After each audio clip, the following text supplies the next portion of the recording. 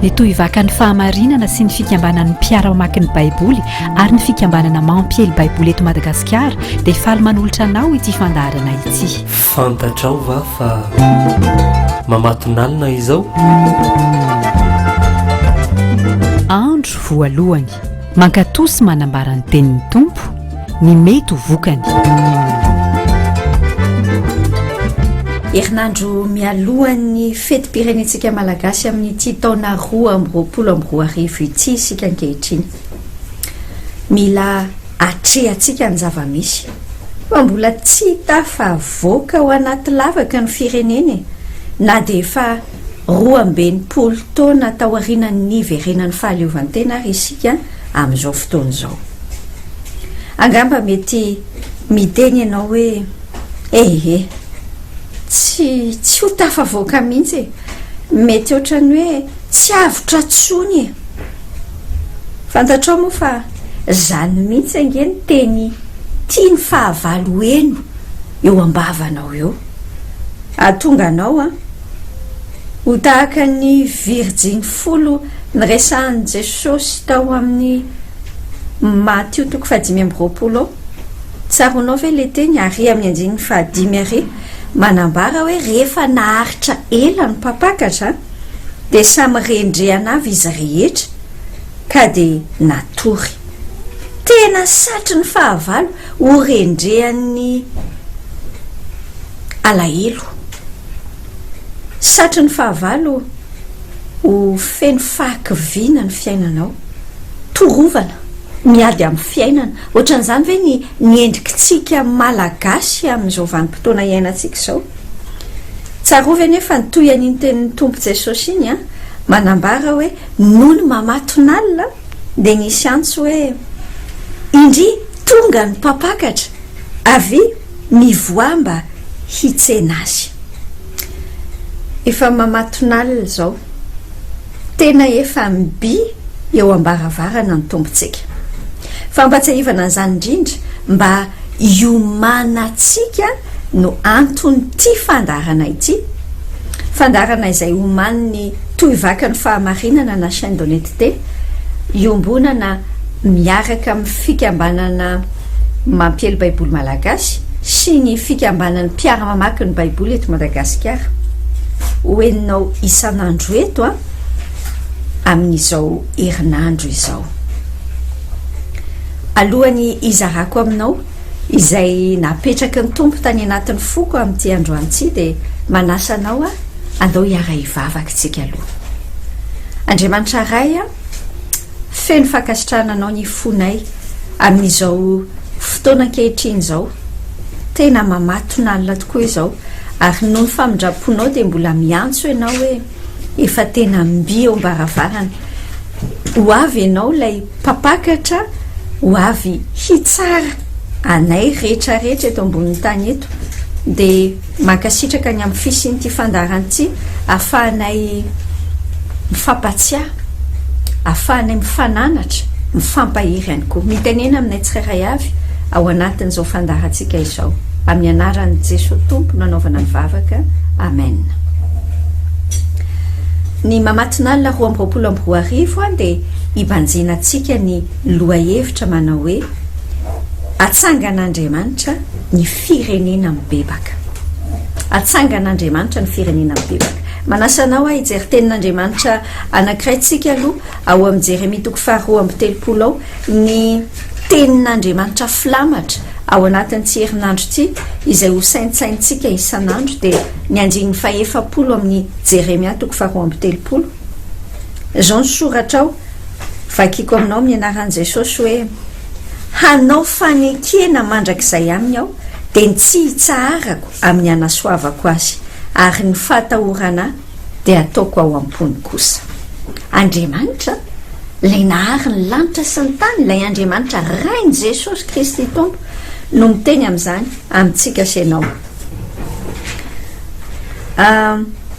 Io tenin'Andriamanitra io no hitondrantsika ny lohahevitra lehibe ao anatin'izao fandaharana mamatonalina izao. Fa antian'io ity andeha ho vakitsika sy ianao ny Jeremia 2:30 ny anjin'ny voalohany a hatramin'ny anjin'ny fahadimy. Manasanao a raha afaka miara-mamaky amiko ianao dia sokafo ny baibolinao ao amin'ny Jeremia 2:3 a andin'ny voalohany a hatramin'ny anjin'ny fahadimy. Izao no voasoratra ao amin'ny anaran'i Jesosy. Izao ny teny tonga tamin'i Jeremia avy tamin'i Jehova tamin'ny taona 10 nanjakan'i Zedekia mpanjakan'i Joda dia ny taona 19 nanjakan'i Nebokadnezara. Fa tamin'izany no nanaovany miaramila ny mpanjakan'i Babilôna fahirano an'i Jerosalema ary Jeremia mpaminany nambenana teo ankanja amin'ny trano fiambenana izay teo amin'ny tranon'ny mpanjakan'i Joda. Fa Zedekia mpanjakan'i Joda nampiambina azy ka nanao hoe nahoana ianao no maminany hoe Jean lazain'i Jehova indro atolotra eo an-tanan'ny mpanjakan'ny Babilôna ity tanàna ity ka ho afany. Ary Zedekia mpanjakan'i Joda dia tsy ho afa mandositra ny tanan'ny Kaldeana fa atolotra eo an-tanan'ny mpanjakan'ny Babilôna tokoa izy ary teny amin'ny fanatrika izy sady hifankahita maso aminy. Ary ho an'ny Babilôna no hitondranan'i Zedekia koa ka ho any izy ambara-pamangiko azy hoy Jehova. Na dia miady amin'ny Kaldeana azy ianareo a dia tsy ambinina. Amen. Zany ilay tenin'Andriamanitra faminaniana nomen'Andriamanitra ny Jeremia mpaminany no hitantsika eto amin'ity 2:3 amin'ny izao boky izao ity. Hitanao isaky ny vanim-potoana tsirairay a io Andriamanitra tompoitsika io a dia mifidy olona hatrany hatrany izy ampitondraina ny teniny. Andriamanitra tokoa mantsy a no tompo mahafantatra ny zavatra rehetra na ny taloha na ny ankehitriny ary ny ho avy ray manontolo koa fantatra Andriamanitra tsy vitany hoe fantany a fa izy no mandamina ny zavatra rehetra. Andriamanitra no mifeny zavatra rehetra ary antony zavatra rehetra. Romanina 1:12 no ahitantsika an'izany teny izany. Toy ny nampiasany any Jeremia mpaminany tamin'izany vanim-potoanany zanak'Israely izany a dia mbola mampiasa olona ihany koa Andriamanitra amin'izao vanim-potoana iainantsika izao. Tamin'ny andron'i Jeremia tao anatin'ity andalan-tsoratra masina vakitsika senao atao amin'ny Jeremia 2:3 ity izao nandefa fampitandreman'Andriamanitra, nandefa faminaniana ny tompony amin'ny zavatra ho avy. Nifidy an'i Jeremia izy tao anatin'izany hitondra ny teniny, ampitandrina ny firenen'i Joda ny amin'ny loza, ny amin'ny fahababoana tsy maintsy hiatra amin'izy ireo. Efa eo andalana ho amin'izany mihitsy ny firenen'i Joda tamin'ity satria efa nanomboka nanao fahirano azy ireo ny firenena babiloniana ny kaldeana. Vokatry ny fahotany izy ireo sy ny didoany no nandefasan'Andriamanitra an'izany loza, an'izany fahababoana izany. Amin'izao vanim-potoana iainantsika izao dia mbola mampiasa ny mpanompony hatrany hatrany koa Andriamanitra. Mifidy olona izy hitondra ny teniny, mitondra ny teniny amin'ny alalan'ny fitaovana samihafa. Mety amin'ny alalan'ny onjam-peo izao no hainonao ny tenin'Andriamanitra, mety amin'ny alalan'ny tambazotra serasera, mety amin'ny alalan'ny olona mifanirasera aminao isan'andro. Ny zavatra mila antanitsika, fantaniana apetraka amintsika tsirairay dia ity: miaino tsara ve tsika rehefa miteny Andriamanitra? Zay ny anankiray. Fa ny anankiray koa, ianao izay miaino ankehitriny io ve manaiky ho fidian'Andriamanitra koa ve ianao hiteny tahaka ny Jeremia mpaminany? Isan'ireo manaiky ny antson'ny tompo a hitondra ny teniny amin'ny olona manodidina anao ve ianao, sa ny fiainanao ihany no ataonao amin'izay mahamety azy isan'andro dia tsy misy afa-tsy ny tenanao no voaeritreritra ao? Mila olona ny tompo henonao ane fa io Andriamanitra io a dia mitady Jeremia izy, mila Jeremia maro Andriamanitra vonina hitsangana hosa izarany teniny sa hitsangana anao manda sy hijanona eo amin'ny banga eo anatrehan'Andriamanitra hifona ho any tanitsika mba tsy andravan'Andriamanitra n'izany tanitsika zany ingeny voasoratra ny amin'ny Ezekela 4:20 hoe move tsy ahita olona ny tompo raha tsy ahita olona hitsangana ameno ny banga ngeny tompo dia ambarany mazava ny amin'ny 1:3 amin'izay Ezekela 4:20 zay fa ahidiny ny fahatezerana olaniny amin'ny afo ny fahatezerana ve ny malagasy ho atsingerin'Andriamanitra eo andohantsika ihany ve ny fanaontsika teny tahaka ny teny mafy teny maharary miaino azy nefa tena mila ianotsika fa mila olona Andriamanitra mila olona hanao manda hijanona eo amin'ny banga tsika sianao izay efa mahafantatra an' Jesosy zany izay efa nanolotra ny fiainantsika hoe kristianintsika tsika sianao zany antsony tompo zany raha miverina ty amin'ny bokin'ny Jeremia 4:13 tsika dia hitatsika ao anatin'ilay vakitentsika teo fa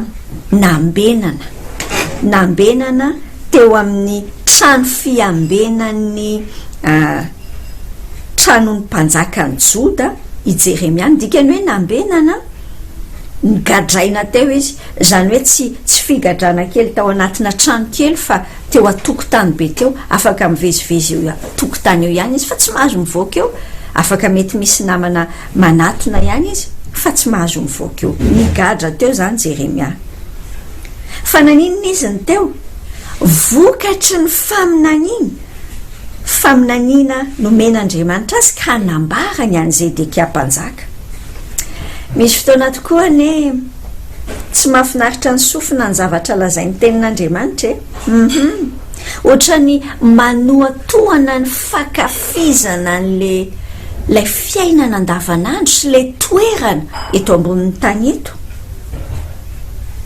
aoka tsy ho adinotsika fa na tiatsika na tsy tiatsika dia tsy maintsy ho tanteraka ny voalaza ny tenin'Andriamanitra na tiatsika na tsy tiatsika na mahafinaritra ny sofintsika na tsy soa nefa fa miteny mazava amin'ny alalan'ny tenin'ny tompo hoe fotoana ny fiverenana amin'Andriamanitra zao fotoana ny fibebahana zao ambaran'Andriamanitra le zavatra tsy mety misy fotoana tahaka ny Zedekia tsy tiatsika miaino ny zavatra tsy mety ataotsika tsy tiatsika nitondrona hoe tsy mety le izy nefa ne tena ao anatin'ny fitiavan'Andriamanitra ao anatin'ny fitiavan'Andriamanitra nandefasany an Jeremia mpaminany mba hiteny ampitandrina an'reto zanak'Israely reto fa moa ianao ho tahaka ny mpanjaka Zedekia ve mafy sofina tsy hoe mafy sofina fotsiny ihany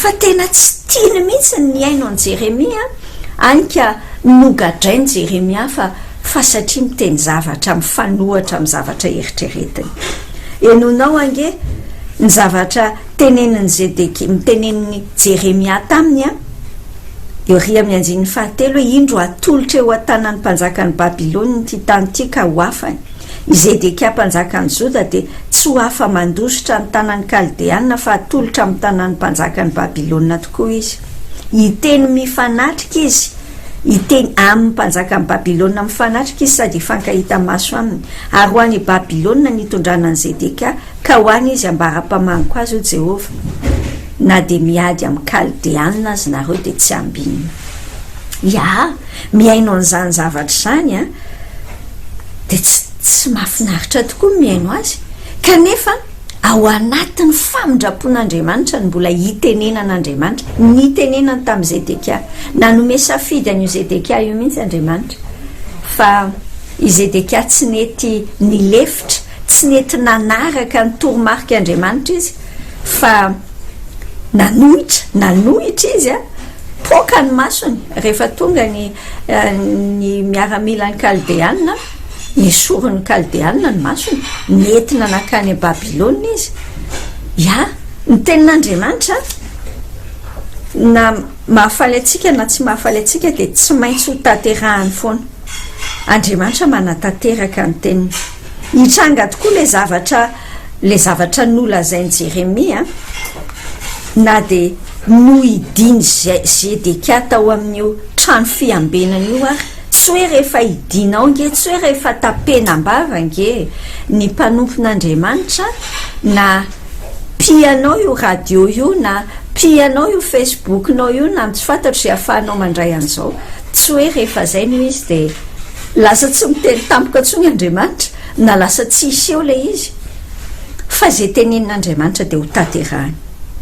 Mazana tokoa ny olona ao anatin'ny fahamaizinany sainy tsy te hiaino ny tenin'Andriamanitra anika lasa ny mpitondra le tenin'Andriamanitra ny finganiny eritreretany asiany zavatra ratsy samihafa rehetra ty mba hanakanana ny fiparitahan'le tenin'Andriamanitra. Zava-poana zany fitaovana daholo ihany ny mpitondra tenin'Andriamanitra tahaka an'izao miresaka aminao zao fa Andriamanitra no te hikasika anao anokatra ny masonao hoe fotoanany fibebahana ankehitriny, fotoanany fieritreretana zao mamatona alina zao. Nataontsika ahoana tokoa re ny tenin'Andriamanitra efa entsika hatramin'izay nataontsika ahoana hodintsika fanina ve anaovantsika be tsy maheno ve sa tena hoe be marenina ndry mbola miantso anao ny tompo hiverenanao ao ambalany fa ny fiverenanao tena miantoka ny fandrosoan'ny firenetsika. Enao moa zany ny fiverenanao miantoka ny fandrosoan'ny firenetsika. Ety am-pamaranana ary dia mampahery anao manokana ianao zay nanaiky ho iraka solon'ny Kristy kose, ianao zay manaiky ho ambasador ho maso ivoan'Andriamanitra ety ambonin'ny tany ety. Ny tenin'Andriamanitra amin'ny Petera voalohany toko 4:12-13 dia miteny amintsika hoe ry malala aza gaga noho ny fizantoetra mahamay izay mahazo anareo fitsapa-toetra. Aza tao zavatra mahagaga manjo anareo izany fa araka ny ombona anareo fijaliana amin'ny Kristy dia mifalia mba hiravoravonareo indrindra amin'ny fisehoan'ny voninahiny. Tahaka nazo an Jeremia mpaminany mety azo atsika ihany koa vokatry ny fitondrantsika ny tenin'Andriamanitra amin'ny olona manodidina antsika. Mety azo atsika ihany koa ny faninjehana ny zavatra mampahory samihafa. Zao nefa alaoery aza matahotra hoy ny voalaza ny tenin'Andriamanitra ny amin'ny asan'ny apôstôly toko 7:15 aza matahotra fa mitenena ihany ka aza mangina. Toroy ny fibebahana marina fa zany no antoky ny ananganan'Andriamanitra ny firenetsika indray. Maherezatra ny ary fiadanana ho anao koa miambena ianareo fa tsy fantatrareo izay andro hiaviany tombotrano na ho ariva na ho mamatonalina na ho maneno akoho na ho maraina. Marika toko 13 andininy 5:30